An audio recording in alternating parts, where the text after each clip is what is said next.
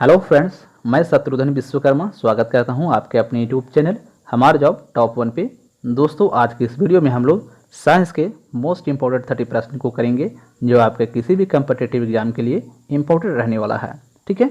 और दोस्तों, हम लोग वही प्रश्न को कर रहे हैं जो पिछले कई बार एग्जाम में पूछा गया है और आगे भी यह सारे प्रश्न रिपीट होते रहते हैं। ठीक है, तो इसे आप लोग अच्छे तरीके से याद कर लीजिएगा ताकि दोस्तों एग्ज़ाम में एक भी प्रश्न यहाँ से मिस ना हो। ठीक है। और अगर दोस्तों आपका तैयारी कंप्लीट हो चुका है तो आप इसे टेस्ट के तौर पर ले सकते हैं, अपना नंबर जांच कर सकते हैं कि आपको 30 में कितना मार्क्स आ रहा है। ठीक है, तो ज़्यादा टाइम वेस्ट न करेंगे और आज हम लोग पहला प्रश्न को करेंगे। तो दोस्तों, आप लोग पहले खुद से प्रयास करिएगा प्रश्न का उत्तर देने के लिए। ठीक है, और बाद में आपको पता चलेगा कि आपका आंसर सही था या गलत। ठीक है, तो चलिए आज का हम लोग पहला प्रश्न को करते हैं। तो पहला प्रश्न में है, निम्न में कौन सा तत्व सर्वाधिक विद्युत ऋणात्मक है। तो यहाँ पे आपको 4 ऑप्शन देखने के लिए मिल रहा होगा। तो दोस्तों पहले खुद से प्रयास करिएगा। ठीक है, ऑप्शन ए में जो है यह है दोस्तों ऑक्सीजन, ऑप्शन बी में फ्लोरीन है, ऑप्शन सी में सोडियम और ऑप्शन डी में क्लोरीन है। ठीक है, तो इसका जो राइट आंसर होगा ये ऑप्शन बी होगा, यानी कि फ्लोरीन। फ्लोरीन एक ऐसा तत्व है जो विद्युत का सर्वाधिक ऋणात्मक होता है। ठीक है, अगला प्रश्न करेंगे 2 में है, मेंडलीफ की आवर्त सारणी में तत्वों के वर्गीकरण का आधार क्या है। ठीक है, तो ऑप्शन ए में जो है ये परमाणु द्रव्यमान है, ऑप्शन बी में परमाणु संख्या, ऑप्शन सी में परमाणु आयतन और ऑप्शन डी में है परमाणु घनत्व। ठीक है, तो इसका जो राइट आंसर होगा दोस्तों ये होगा ऑप्शन ए, यानी कि परमाणु द्रव्यमान। ठीक है, मेंडलीफ की आवर्त सारणी में तत्वों के वर्गीकरण का जो आधार था यह था परमाणु द्रव्यमान। और ये प्रश्न पूछा गया दोस्तों एनटीपीसी 2021 में। अगला प्रश्न करेंगे 3 में है, प्रत्येक आवर्त का अंतिम सदस्य होता है। तो ऑप्शन ए में है एक धातु, ऑप्शन बी में है एक हैलोजन, ऑप्शन सी में है निष्क्रिय गैस, ऑप्शन डी में है एक उपधातु। ठीक है, तो इसका जो करेक्ट आंसर होगा ये ऑप्शन सी होगा, यानी कि एक निष्क्रिय गैस होता है। ठीक है, प्रत्येक आवर्त का जो अंतिम सदस्य होता है वो एक निष्क्रिय गैस होता है। अगला प्रश्न करेंगे 4 में है, आधुनिक आवर्त सारणी के 17वें वर्ग को क्या कहा जाता है।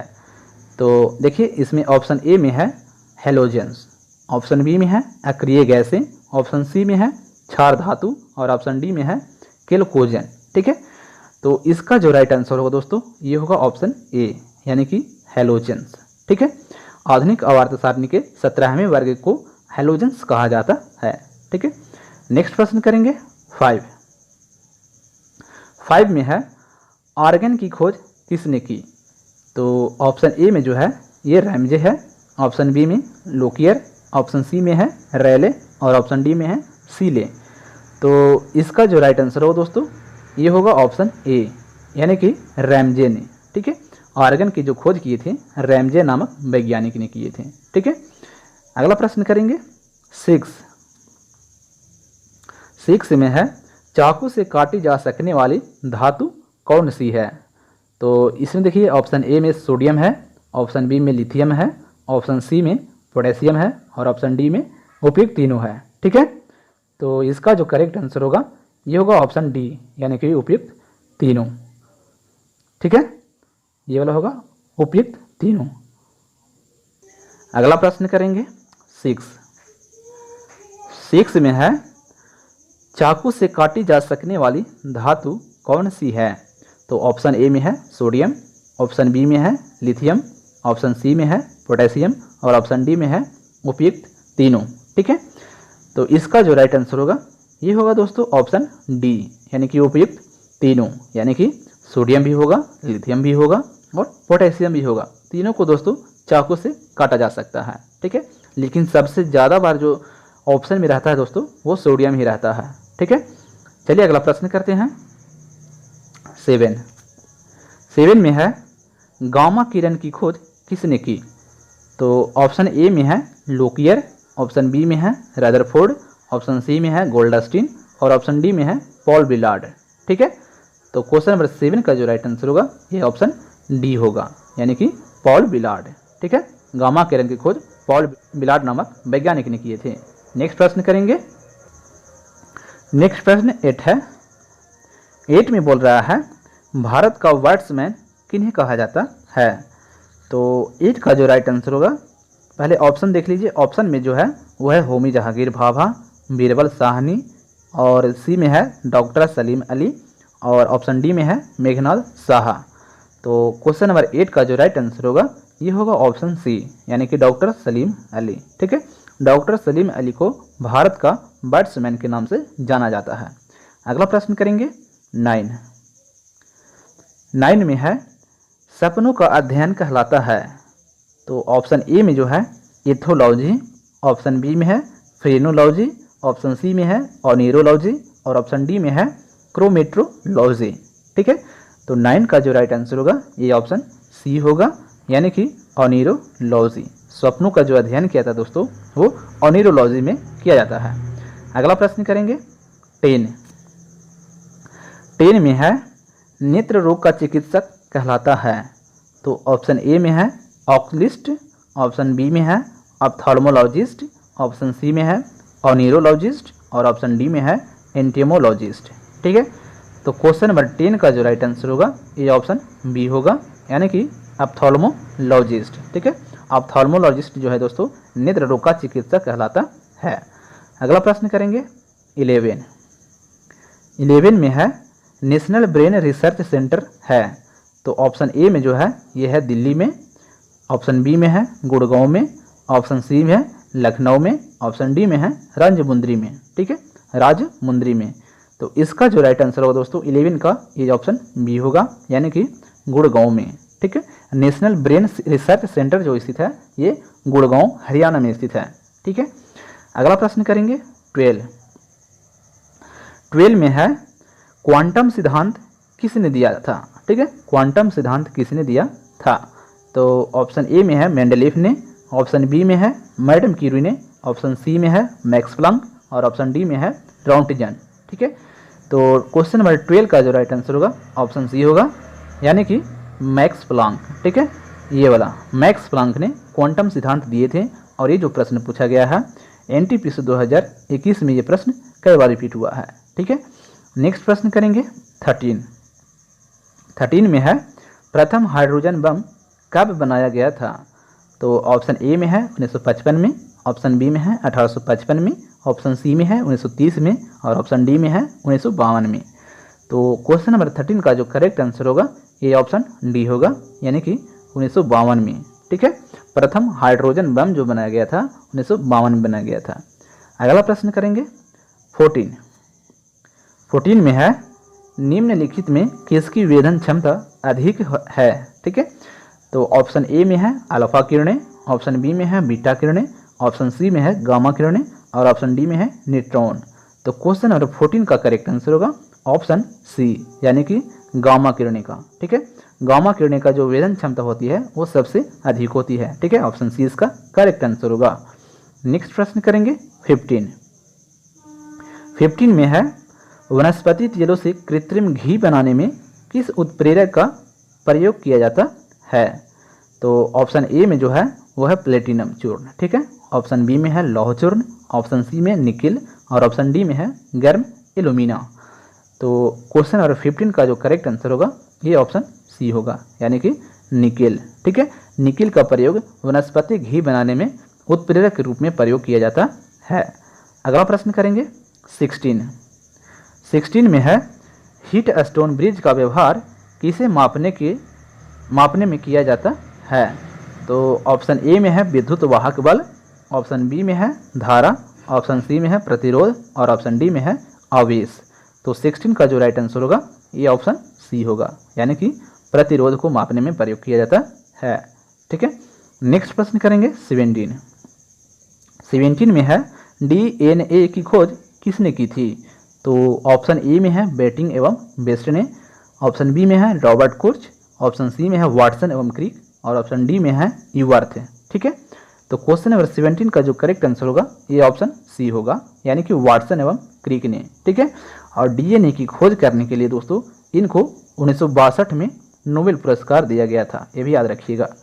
अगला प्रश्न करेंगे 18। 18 में है डीडीटी की खोज किसने की थी? तो ऑप्शन ए में है पिनमेन, ऑप्शन बी में है John E Salk, option D C में है डॉक्टर पॉल मुलर और ऑप्शन डी में है जी डेमॉक। ठीक है, जी डेमॉक। तो क्वेश्चन नंबर 18 का जो करेक्ट आंसर होगा ये ऑप्शन सी होगा, यानी कि डॉक्टर पॉल मुलर। ठीक है, इन्होंने ही DDT की खोज किए थे और यह एक कीटनाशक दवा है। ठीक है, नेक्स्ट प्रश्न करेंगे 19 में है मलेरिया के कीटाणु की खोज किसने की? ठीक है, किसने की? तो 19 में देखिए ऑप्शन ए में है रोनाल्ड रॉस, ऑप्शन बी में है इवानोविस्की, ऑप्शन सी में है यान विलकुट और ऑप्शन डी में है एजी टांसले। तो क्वेश्चन नंबर 19 का जो करेक्ट आंसर होगा ये ऑप्शन ए होगा, यानी कि रोनाल्ड रॉस ने। ठीक है, मलेरिया के कीटाणु की खोज की थी रोनाल्ड रॉस ने। अगला प्रश्न करेंगे 20 में है भारी जल का रासायनिक सूत्र है। तो ऑप्शन ए में है CaO calcium oxide, option B में है DO2, ऑप्शन सी में है D2O और ऑप्शन सी में है D2O और ऑप्शन डी में है KClO3। ठीक है, तो 20 का जो करेक्ट आंसर होगा ये ऑप्शन सी होगा, यानी कि D2O। ठीक है, भारी जल का जो रासायनिक सूत्र होता है वो D2O होता है। और चलिए अगला प्रश्न करते हैं 21 में है विटामिन शब्द किसने दिया? ठीक है, तो इसमें देखिए ऑप्शन ए में है मेंडल ने, ऑप्शन बी में है लुइस पास्चर ने, ऑप्शन सी में है फंक ने और ऑप्शन डी में है सिनक्लेयर ने। ठीक है, तो 21 का जो करेक्ट आंसर होगा ऑप्शन सी होगा, यानी कि फंक ने। ठीक है, और विटामिन शब्द जो दिए थे फंक ने, ये कब दिए थे? तो 1911 ईस्वी में। ठीक है, यानी विटामिन की खोज किए थे। अगला प्रश्न करेंगे 22 में है आयल ऑफ विट्रियोल किसे कहते हैं? तो ऑप्शन ए में है जिंक सल्फेट, ऑप्शन बी में है H2S, ऑप्शन सी में है H2S7O8 और ऑप्शन डी में है H2SO4। ठीक है, तो क्वेश्चन नंबर 22 का जो राइट आंसर होगा ये ऑप्शन डी होगा, यानी कि H2SO4 सल्फ्यूरिक अम्ल। ठीक है, याद रखिएगा।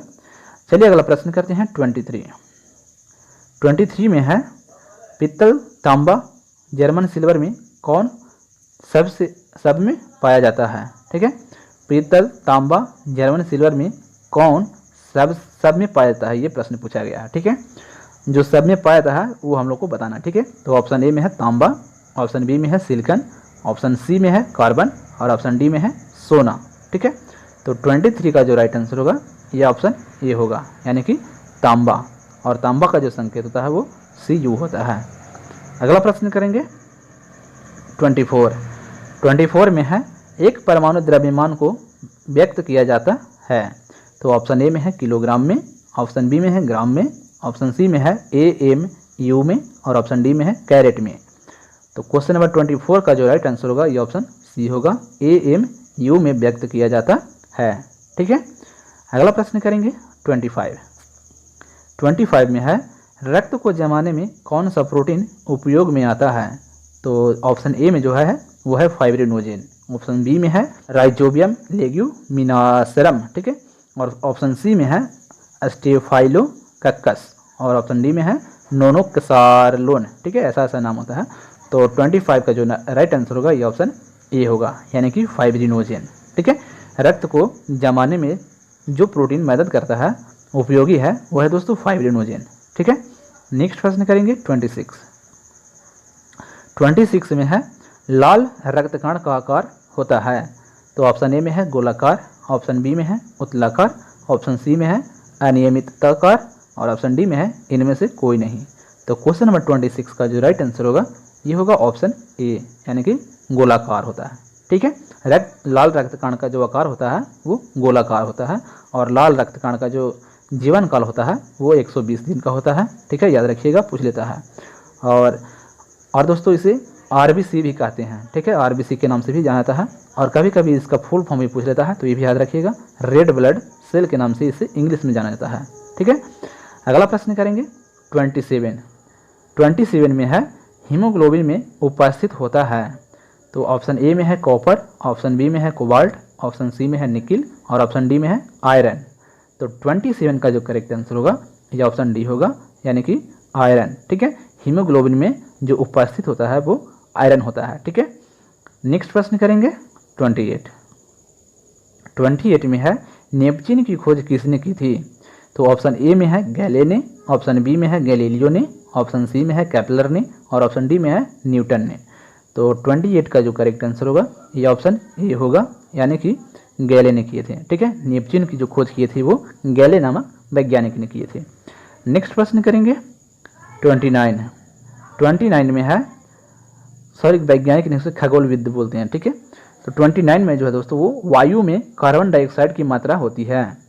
और ये जो प्रश्न दोस्तों बहुत बार एग्जाम में पूछा गया है, एनटीपीसी 2021 में भी ये प्रश्न पूछा गया है। ठीक है, तो ऑप्शन ए में दोस्तों 10%, ऑप्शन बी में है 71%, ऑप्शन सी में है 0.03% और ऑप्शन डी में है 5%। तो वायु में जो कार्बन डाइऑक्साइड की जो मात्रा होती है दोस्तों वो होती है 0.03%। ऑप्शन सी इसका बिल्कुल करेक्ट आंसर होगा। अगला प्रश्न करेंगे और आज का ये लास्ट प्रश्न है। और दोस्तों कभी कभी ऑक्सीजन की भी मात्रा पूछ लेता है, तो इसको मैं आपको बता देता हूँ। ऑक्सीजन का जो वायुमंडल में प्रतिशत मात्रा है वो है दोस्तों 21% और नाइट्रोजन का जो है वो है दोस्तों 78%। ठीक है, याद रखिएगा ये भी। अगला प्रश्न करेंगे 30 में है कास्टिक सोडा का रासायनिक सूत्र है। तो ऑप्शन ए में है NaOH, ऑप्शन बी में है NaCl, ऑप्शन सी में है NaCO3 और ऑप्शन डी में है Na2CO3। तो 30 का जो करेक्ट आंसर होगा ये ऑप्शन ए होगा, यानी कि NaOH। ठीक है, इसे कास्टिक सोडा के नाम से जाना जाता है और इसे बोलचाल की भाषा में वॉशिंग सोडा भी कहते हैं। ठीक है, और दोस्तों एक और है जिसे हम लोग खाने वाला सोडा के नाम से जानते हैं और उसका जो सूत्र होता है दोस्तों वो होता है NaHCO3। ठीक है, NaHCO3 होता है उसका सूत्र खाने वाला सोडा का। ठीक है, उसे बेकिंग सोडा के नाम से भी जाना जाता है। तो दोस्तों ये था आज का मोस्ट इंपॉर्टेंट साइंस का प्रश्न जो दोस्तों आपको मैंने बता दिया। ठीक है, दोस्तों ये वीडियो आपको कैसा लगा कमेंट करके ज़रूर बताइएगा। और अगर दोस्तों आप इस चैनल पर पहली बार विजिट कर रहे हैं तो चैनल को जरूर सब्सक्राइब कर लीजिएगा और बगल में बेल आइकन की घंटी की निशान है उसे भी दबा लीजिएगा, ताकि दोस्तों आपको इस तरह के वीडियोज़ का पल पल का अपडेट मिलता रहे। और मोस्ट इंपॉर्टेंटली दोस्तों आप लोग इसे लाइक अवश्य करिएगा और शेयर जरूर कर दीजिएगा कहीं भी। ठीक है, अवश्य कर दीजिएगा शेयर। चलिए फिर मिलते हैं अगले वीडियो में, तब तक के लिए जय हिंद।